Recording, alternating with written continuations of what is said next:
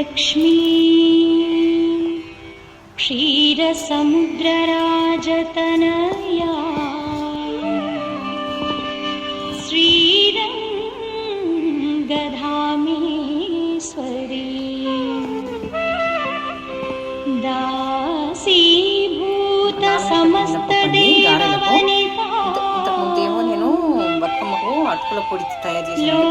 పొడి అటుకులు dry fruits and బెల్లం వేసి మనం అటుకులు పుట్టినాక పంపిస్తే ఎవరు తీసుకోరు కదండి. ఈ విధంగా చేస్తే నైవేద్యం అందరూ ఈజీగా చేశానండి.